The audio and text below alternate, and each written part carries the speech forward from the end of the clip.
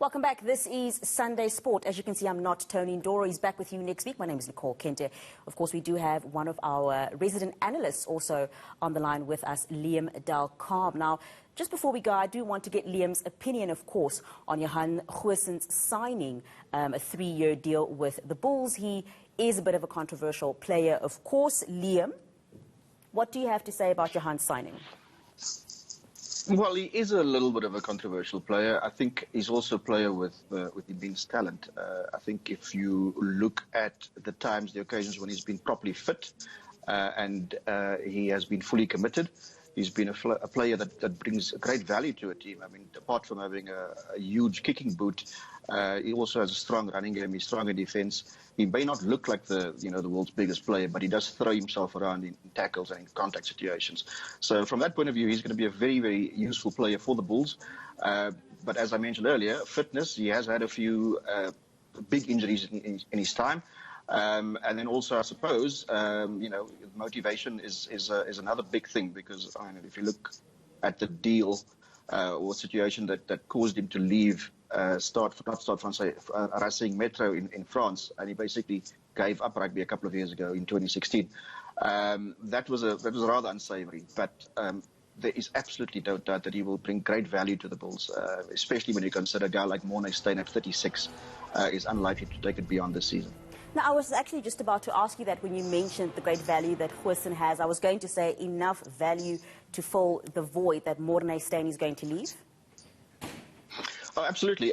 Look, Morné Steyn as a short-term signing for the Bulls, filling it at number 10, has been fantastic. I think if you look at Super Rugby Unlocked and also the way the Currie Cup has gone, he's been a fantastic acquisition and would have fitted into that Jake White mould perfectly. So there's no doubt that he also brought great value to the Bulls. And I think they also need to kick on next year, because not next year, well, this year basically, when the Bulls start playing in European competition. Of course, Johan Goosen would have experience of European competition. So, experience, the fact that he brings all those fantastic physical attributes and he's got a great boot.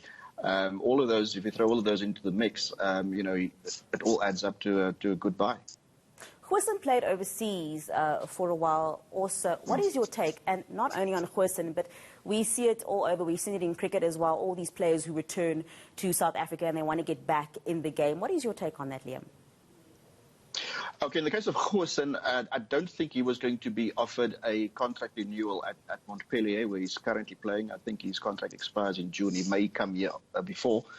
But I think, generally speaking, the players who do come back, I think they can add huge value. I mean, usually, in most cases, they come back with a wealth of experience. They are, I suppose, in terms of the professional aspect of it, they come back as sort of more hardened professionals. Obviously, you can make arguments about whether the game here is tougher or not, but certainly, I think professional levels, in some cases in Europe, might be higher.